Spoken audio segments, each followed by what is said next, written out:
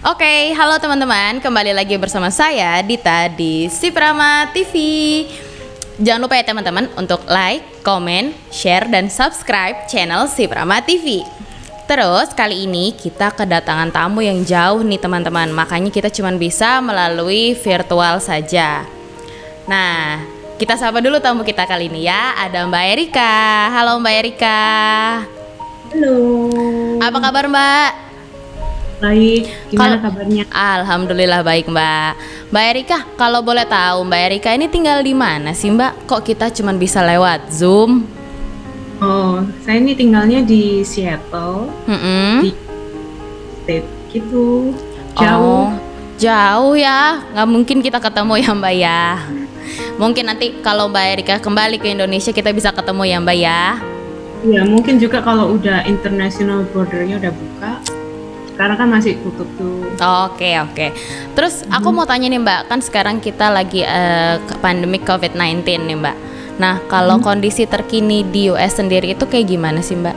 So kalau COVID-19-nya sendiri itu udah mulai menurun. Kalau di state aku itu di Seattle sendiri itu udah mulai menurun gitu. Sudah mulai menurun 40% dari beberapa bulan yang lalu. Karena kan kita dapat COVID ini udah dari Januari sebenarnya. Tapi di sana sendiri masihkah lockdown atau sudah mulai pengurangan atau kayak gimana Mbak? Sebenarnya nggak ada lockdown di sini. Oh gitu. Cuma ada social distancing sama stay at home order aja. Karena sebenarnya US sendiri itu nggak ada bilang mau lockdown gitu. Jadi dari setiap state gitu, state tuh daerah gitu di provinsinya dia tuh punya rule sendiri-sendiri. Gitu. Sedangkan di tempat aku tuh kayak lebih ke kamu tuh ada curfew, namanya itu curfew itu kayak beberapa ada peraturan dari jam gitu, kamu harus stay, boleh keluar seperti itu. Terus social distancing kayak 6 feet away dari people gitu, dari orang maksudnya kamu harus kayak jaga jarak gitu. Oh, berarti memang di sana yang diberlakukan adalah social distancingnya aja ya Mbak ya, sama ada jam-jam tertentu untuk keluarnya gitu ya Mbak ya. Kalau boleh tahu Mbak Erika di sana tinggal sama siapa sih Mbak? Saya di sini sama adik, sama keluarga. Oh, sama keluarga. Memang rumahnya sudah di sana atau gimana Mbak? Sebenarnya punya rumah karena barusan aja punya gitu karena ada COVID. Ini kan awalnya tinggal di tempat lebih kecil gitu dan kita tuh harus stay at home terus itu. Bayangin udah 6 bulan di rumah. Bayangin kalau ada tempat cuma kecil sepeta yang nggak lebih dari 800 feet gitu kan feet ya aku bingung. Pokoknya kecil gitu. Rasanya kan kayak bakal stres gitu makanya ya. Oh, ya, alhamdulillah ya. Akhirnya punya rumah ya Mbak ya. Ada hikmah di balik COVID-19 ini ya. Terus kalau boleh tahu kegiatannya Mbak Erika sekarang ini apa sih Mbak? Kalau misalkan selama sebelum dan sesudah COVID-19 ini apa kegiatannya masih sama? Atau misalkan kemarin sebelum COVID-19 ada kegiatan yang A, B, C yang sekarang jadinya oh ya udah cuman stay at home doang gitu. Ya kalau sebelum COVID-19 kan saya ini di sini masih sekolah ya kan, aku lanjut sekolah. Terus sebelum COVID-19 ya punya beberapa program kayak kamu gym, terus ada community yang aku ikutin. Sekarang tuh lebih kita semua online gitu, nggak bisa ngapa-ngapain, cuma aja gitu. Dan sekolahnya pun juga online, semua gymnya juga ada gym online. Oh ada. Jadi ada beberapa course kayak kelas gitu kita bisa online bareng, nge-gym bareng. Oh gitu. Gitu sih. Berarti sampai sekarang Mbak Erika masih sekolah ya Mbak di sana atau memang ada kerja sampingan yang Mbak Erika jalanin juga atau gimana Mbak? Enggak sih, sekarang ini aku 100% student. Soalnya di sini tuh kalau kamu kerja harus ada working permit gitu. Sedangkan aku masih pakai visanya visa student gitu. Oh, jadi belum bisa untuk permit untuk bekerja juga di sana ya Mbak ya? Oh gitu. Tapi kalau misalkan Mbak Erika di Amerika di US ini kan masih student, tapi pernah nggak sih Mbak kayak misalkan apa part time kayak gitu-gitu? Oh ya, aku setelah lulus S2 master itu dapat internship gitu di Amazon. Oke. Jadi aku kerja di sana kayak 1.5 year, kayak 1,5 tahun. Karena itu permitnya tuh cuma limit harusnya setahun, tapi aku minta supervisor aku tolong diinin gitu ya kan, cuma dikasih 5 bulan, terus ya udah aku kerja aja gitu. Seneng sih kerja di sini, dapat experience banyak. Oke, terus di tempat yang Mbak Erika yang sebelumnya yang di Amazon itu ada batasan umur nggak sih Mbak? Kayak misalkan harus fresh graduate atau harus punya pengalaman kerja yang berapa lama dulu, kayak gitu nggak sih Mbak?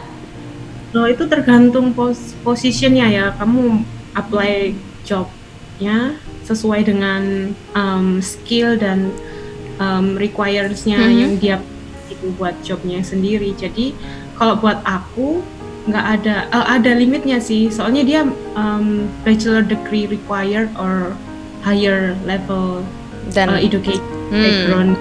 Jadi kan kalau bachelor jadi kan around 20 ya. Yes, betul ya, around 20. Nah itu kalau di US sana, kalau mau lamaran kerja tuh apa aja sih Mbak yang mesti kita persiapin nih? Misalkan selain kayak bawa lamaran pekerjaannya sendiri tuh apa lagi yang mesti kita siapin?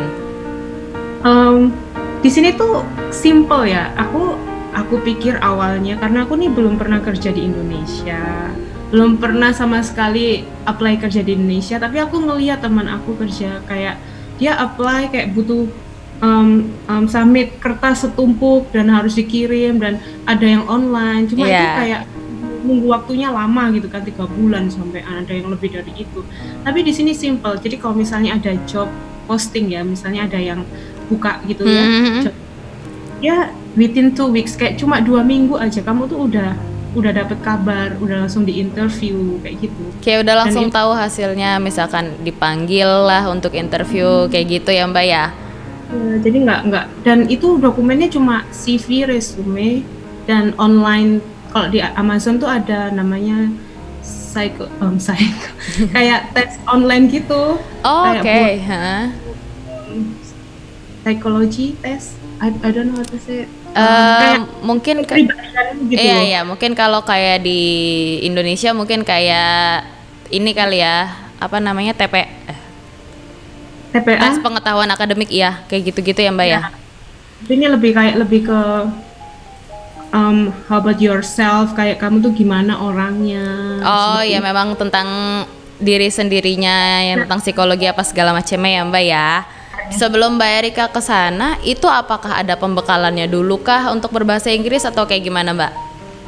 Sebelum aku ke US, maksud? Yes.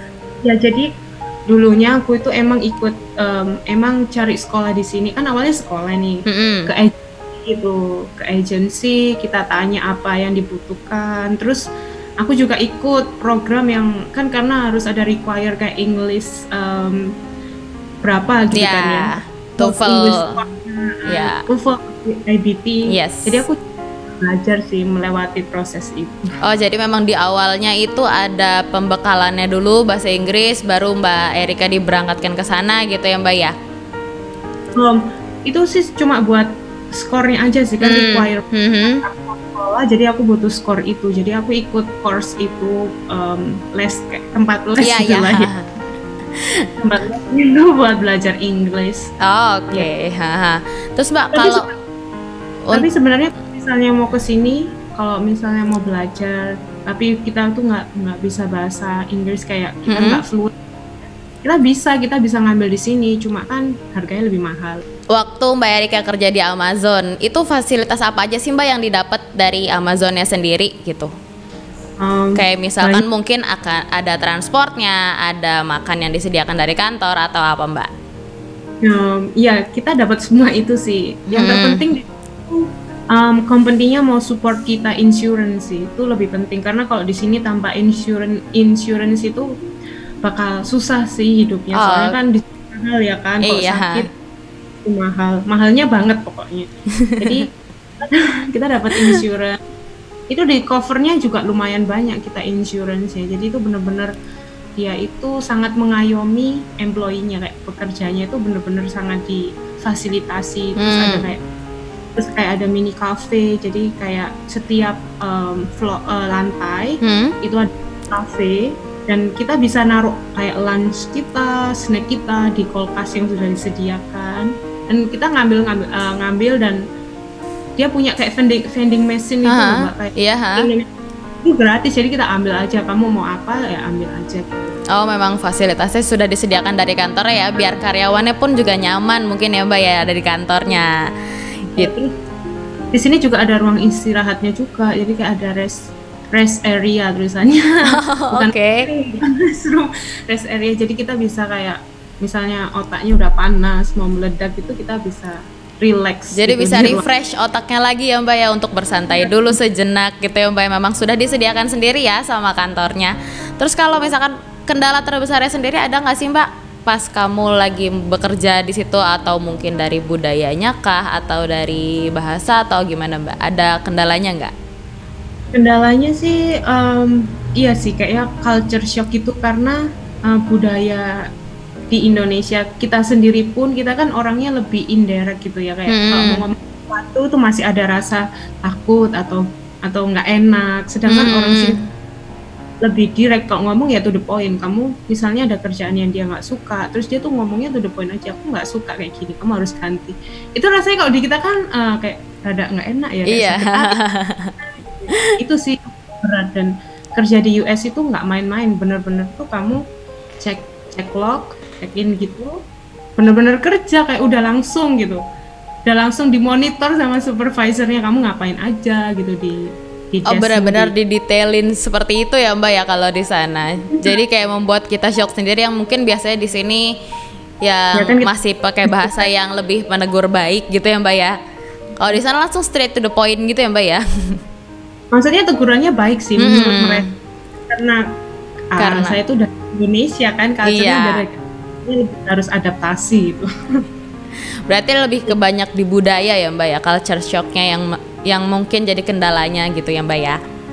Dan workload-nya beda sih, nggak tahu sih kalau compare sama Indonesia gimana, cuma di sini kalau udah kerja ya kamu harus kerja gitu, kayak bener-bener karena saya ini 6-7 jam kerjanya kan, weekend libur, jadi bener-bener kayak bener-bener kayak aku kerja gitu, bener-bener harus fokus gitu lah istilahnya.